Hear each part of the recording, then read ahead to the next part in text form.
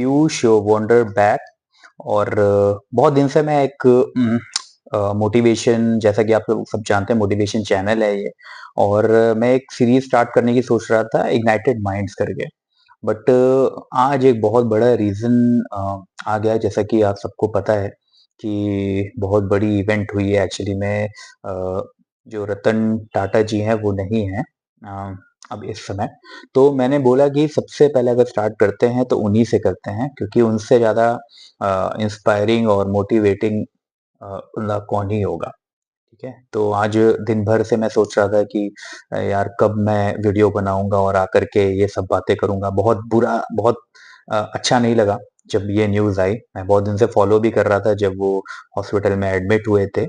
But finally जो मतलब होना होता है वो तो होता ही है। बट इसके पीछे वो एक पूरी एक लेगेसी एक बहुत सारी लर्निंग हम लोगों के लिए देके गए हैं, जो हम और आप लोग सब सीख सकते हैं। तो चलिए शुरू करते हैं अब। सबसे पहले तो अ, उन उनका जन्म जो है 28 दिसंबर 1937 को हुआ था और डेथ जो है 9 अक्टूबर 24 अ, कल ही के दिन हुई है, 11:30 बजे रात में। और उनने जो सबसे मेन चीज़ है, हम लोग ऐसे तो बहुत सारी बातें हैं जिन पे हम लोग कम्युनिकेट कर सकते हैं और पूरी एक किताब लिखी जा सकती है, बट मैं कुछ छोटी चीज़ों पे बात करूँगा जिससे आपको इंस्पिरेशन मिलेगी मेनली। तो मेनली उनके लाइफ से थोड़ा-सा गो थ्रू करते हैं कि जब वो चेयरमैन बने थे टाटा ग्रुप के और टाटा सन्स के वो बने थे 1991 से लेकर के 2012 तक। ये जो पूरा 21 इयर्स का जो उनका लाइफ स्पैन था उसमें वो उनने ये काम किया है, ठीक है? और उसके बाद फिर वो इंटरिम चेयरमैन भी बने थे 1 साल के लिए 16 से लेके 17 तक, तो ये 2 उनने एक्टिविटी करी थी। और फिर उसके बाद उनको एक तरीके से जो गवर्नमेंट रिकॉग्नाइज़ करती है, ठीक है? उनको पद्म भूषण मिला था 2000 में जो कि 3rd आपका हाईएस्ट सिविलियन ऑनर अवार्ड रहता है। फिर 2008 में उन्हें 2nd जो होता है पद्म विभूषण वो दिया गया, जो कि 2nd हाईएस्ट सिविलियन ऑनर होता है। ठीक है? सबसे ऊपर भारत रत्न होता है, जिसके ऊपर बातचीत चल रही है, मे बी उनको मिलेगा ही मिलेगा वो, ठीक है? तो वो सारा गवर्नमेंट का प्रोसेस है, ठीक है? अब इसके बाद हम लोग बात करते हैं कि उनने एक्चुअली में बिज़नेस सेंस में सारी चीज़ें कैसे करी। पहले तो उनकी पर्सनल लाइफ़ के अराउंड थोड़ी-सी बात कर लेते हैं कि उनने पढ़ाई वगैरह कहाँ की। उनने सबसे पहले तो जो कुछ अपनी इनिशियल जो स्टडीज़ हैं, वो सब मुंबई में करी क्योंकि वहीं पे वो चले गए थे। उसके बाद जो मेन ग्रेजुएशन है, उनने जाकर के किया कॉर्नेल यूनिवर्सिटी जो यूएसए में है, आर्किटेक्चर और स्ट्रक्चर इंजीनियरिंग में, ठीक है? तो एक तरीके से उनका मन था कि वो एक आर्किटेक्ट बने। उनका कभी भी मन नहीं था कि वो आकर के यहाँ पे इतना बड़ा ग्रुप सँभालेंगे। उनकी जॉब भी लग गई थी, बढ़िया अच्छा-खासा काम कर रहे थे, वो यूएस में खुश थे कुल मिलाकर के। फिर एक्चुअली में होता क्या है, एक लाइफ़ इवेंट होती है, थोड़ी-सी मैं उनके बारे में बैकग्राउंड बता देता हूँ। जो रतन टाटा जी थे, उनके जो फादर थे, जो नवल टाटा जी कहते हैं उनके, और जो उनकी मदर थी, वो लोग सेपरेट हो गए थे। तो एक तरीके से जब सेपरेट हो गए, तो उनने ज़्यादातर अपना जो बचपन है, वो अपनी दादी माँ के साथ ही गुज़ारा है। तो उनका जो कनेक्शन था ग्रैंडमदर के साथ बहुत ज़्यादा था। और जब वो यूएस से लौटे भी थे, वो भी एक रीज़न था, उनकी दादी माँ के लिए ही लौटे थे। उनकी तबीयत ज़्यादा सही नहीं रहती थी, तो वो फिर आए थे और जमशेदपुर गए थे। और जब वो आए थे, तो उनको बिल्कुल ऐसे टाटा जैसा नहीं ट्रीट किया गया था। उनको बोला गया था, "आप कार से नहीं जाएँगे जमशेदपुर, आप बाइक से जाएँगे।" तो फिर उनको बाइक से आए वहाँ पे और फिर अपनी दादी माँ के साथ रहे। और जॉब के लिए भी जब उनने स्टार्ट किया था सबसे पहले टाटा स्टील के एक जो जो शॉप रहती है वहाँ पे उनने काम स्टार्ट किया था। ब्लास्ट फर्नेस के साथ उनने वहाँ पे रहना, जो लेबर्स हैं, जो सुपरिटेंडेंट है उनके साथ काम करना, जो ग्राउंड लेवल पे है, वो सारा कुछ उनने वहीं पे सीखा कि एक्चुअली में कैसे क्या सारी चीज़ें होती हैं, रन होती हैं। और फिर उसके बाद धीरे-धीरे वो आगे बढ़ते रहे, अपने उनकी जो लर्निंग थी वो करते रहे ये।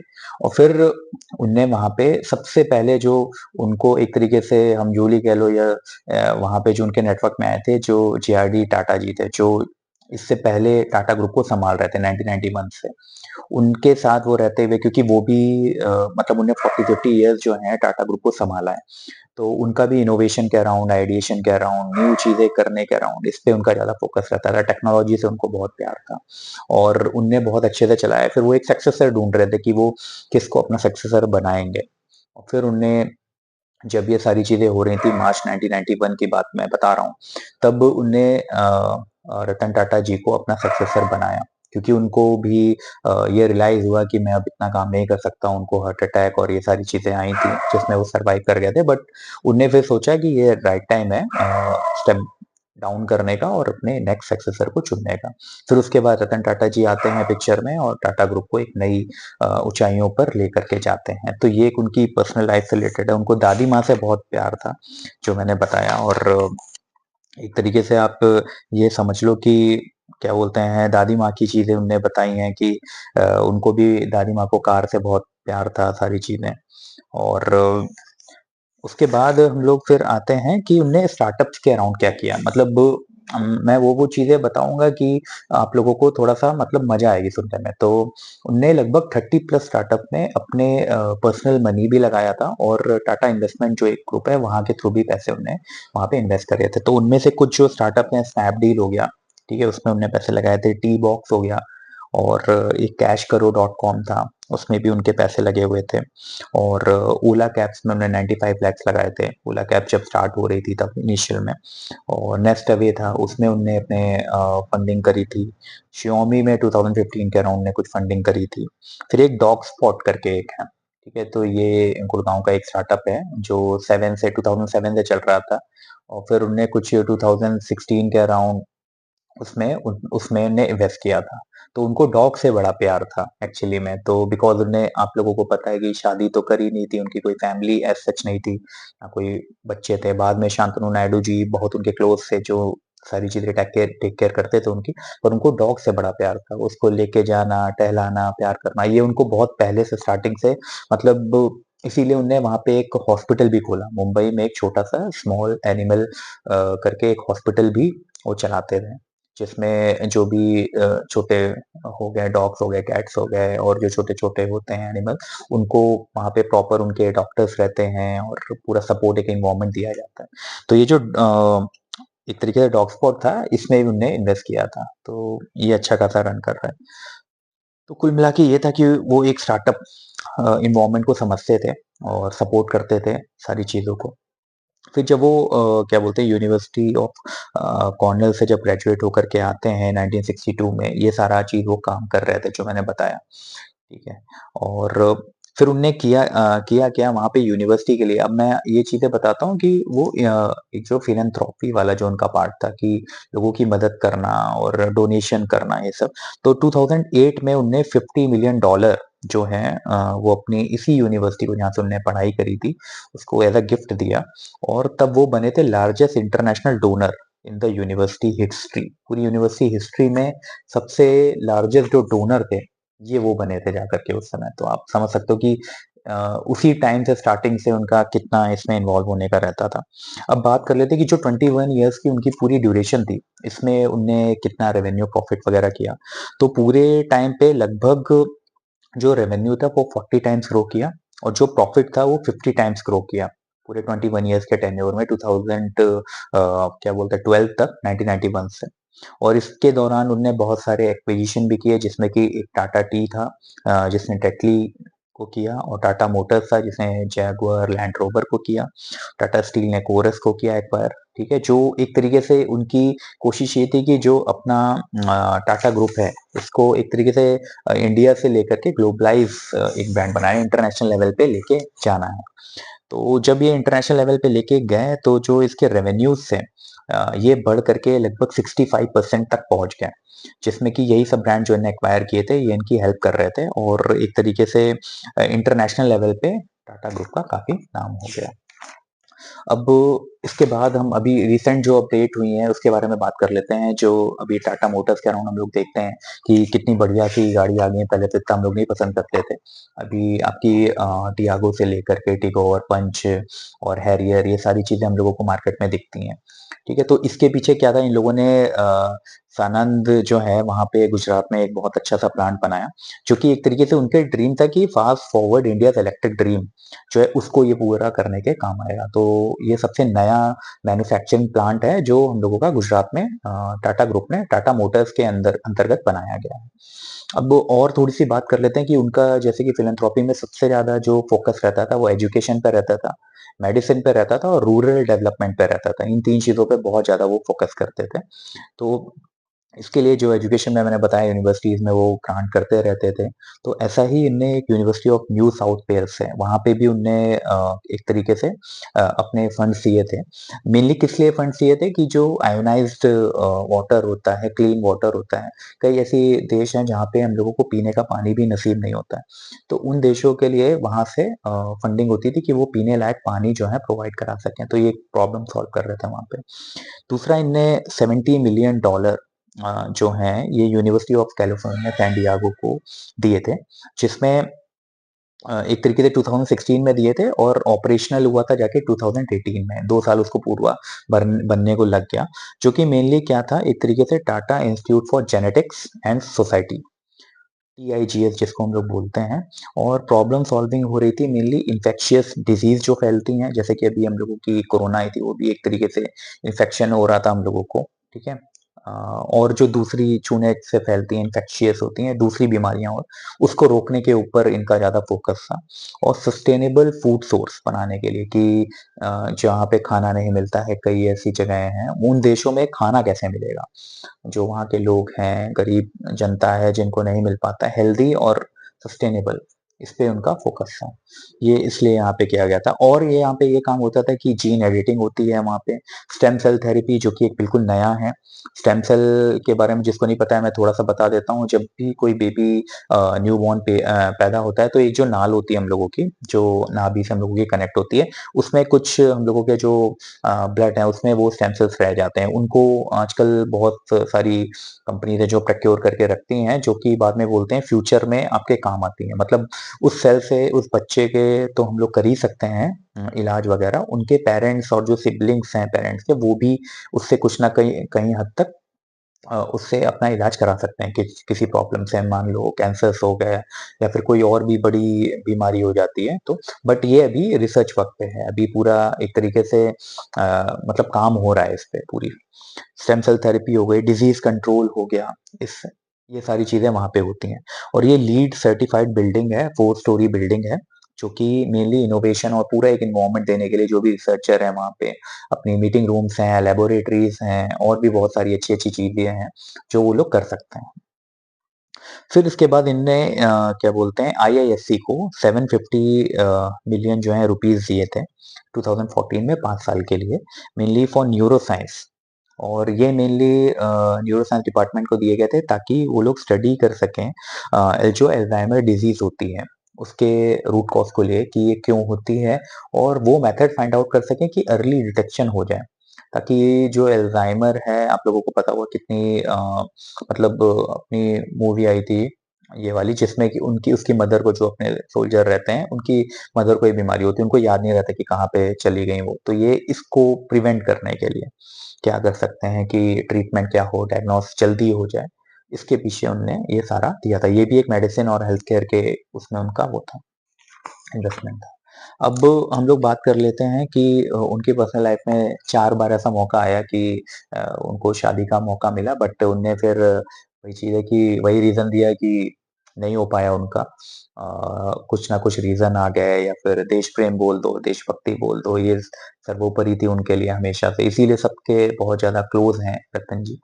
और जो रीज़न ऑफ डेथ है, जो मेनली ये हुआ है, इसको बोलते हैं डायसिप्निया, जो शॉर्टनेस ऑफ ब्रेथ के अंदर आता है, मतलब साँस लेने में उनको दिक्कत हो रही थी और 86 इयर्स के हो ही गए थे वो, तो ये भी एक one of the major reason था। 2-3 दिन पहले वो एडमिट हो गए थे।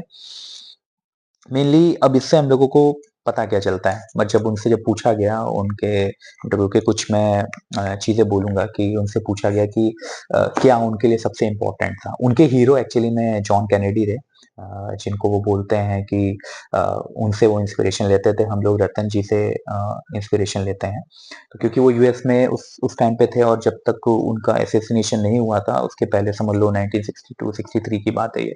तो काफ़ी मोटिवेटिंग एक तरीके से वो कैरेक्टर थे जॉन कैनेडी जी, मैं भी उनके काफ़ी कोट को फ़ॉलो करता हूँ। एंड में मैं उनका एक कोट बताऊँगा।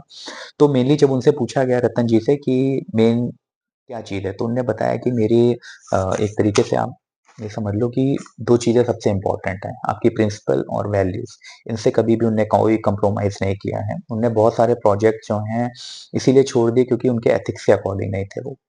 तो ये रतन टाटा जी की सबसे बड़ी चीज़ है कि आप अपने प्रिंसिपल, वैल्यूज़ और एथिक्स को कितने ऊपर रखते हो, ठीक है? मतलब आप कोई भी बिज़नेस कर रहे हो फ्यूचर में, ये लर्निंग है हम लोगों के लिए। इनसे कभी भी कॉम्प्रोमाइज़ नहीं करना है अगर आप लॉन्ग टर्म पे सोचते हो। उनको ये कहना था कि रात को तुम जब सो रहे हो तो सुकून से सो पाओ, जब सुबह उठो, तो जब शीशे के सामने खड़े हो तो अपने आप से नज़रें मिला सको। तो जो मैं कहता हूँ कि भैया ये सब चीज़ें हम लोग उनसे सीख सकते हैं। फिर उसके बाद एक तरीके से उनने बोला कि टाटा की तरफ सबसे ज़्यादा कब देखते हैं देश वाले, जब क्राइसिस में होते हैं और जब किसी कैलेमिटीज़ में होते हैं, टाटा ग्रुप का ही याद आता है। तो क्यों याद आता है? बिकॉज़ उनने ऐसा ट्रस्ट फैक्टर बनाया है, वो ट्रस्ट फैक्टर बनाया है, वो काम करके दिखाया है। तो किसी और की तरफ नहीं देखता कोई इंसान फिर, टाटा ग्रुप की ही तरफ देखता है। और फिर उसके बाद उन्हें ये भी बोला कि हम लोगों की जो भी कंपनी है वो एनवायरनमेंट फ्रेंडली है, ध्यान रखती है कि हम लोग जो एक क्या बोलते हैं कॉर्पोरेट सिटीज़न की बात होती है, वो सारी चीज़ें कंप्लायंस करें, ठीक है? और पर्सनल फ्रंट पे उनने ये भी बोला कि मुझे क्या बोलते हैं डॉग से तो उनका था ही, म्यूज़िक में उनको सारे तरीके का म्यूज़िक पसंद था और जैज़ सुनते थे और क्लासिकल भी सुनते थे मेनली। और टीवी देखते टाइम भैया 4-5 चैनल उनके पैरेलल में चलते रहते थे वो हमेशा से। मतलब बहुत टीवी को लेके इतना ज़्यादा वो नहीं थे। ज़्यादातर मतलब कोई ना मूवीज़ देखना पसंद था, ना टीवी पे डेली सोप देखना पसंद था। बस अपना न्यूज़ चैनल चलना है, बदलना है, एक टाइम पे 4-5 चैनल देखते थे वो। तो वो इम्पेशेंट थे बहुत ज़्यादा इस मामले में टीवी के चक्कर में। वैसे भी इडियट बॉक्स कहा गया है बट कुछ जो टाइम वो देखते थे। बाकी उनको सॉलिट्यूड बहुत पसंद था और पर्सनल अनवाइंडिंग और इंट्रोस्पेक्ट करना। अकेले में पूरे टाइम उनकी कोई फैमिली तो थी नहीं, ठीक है? बट उनको वॉकिंग ऑन द बीच और ये पीस लविंग थे, वो बहुत ज़्यादा पीस लविंग थे। फ्रीडम थी इसके पीछे वो कहते हैं कि शादी ना करने की एक फ्रीडम थी उनके पास और किसी दूसरे का टेक केयर नहीं करना है उनको। उनके जब आप किसी पार्टनर की ज़िम्मेदारी लेते हो, शादी करते हो, तो एक रिस्पॉन्सिबिलिटी भी आती है, आप उसको छोड़ नहीं सकते हो। तो ये सारी चीज़ें रहती हैं, इसलिए this is also one of the reason कि उन्होंने शायद बेबी शादी नहीं करी, ताकि वो फ्री रह सकें और पूरा फ़ोकस अपना काम पे कर सकें और अचीव किया उन्होंने जो चाहते थे, उससे ज़्यादा ही अचीव किया और लर्निंग हमको देके गए। अब उनके बारे में मतलब उनने ही लिखा था ये जेआरडी टाटा जी के लिए जो उनके भी एक तरीके से वो कहते उनको फ़ॉलो करते थे जब उनने मतलब सेलेक्ट किया था जेआरडी जी ने उनको।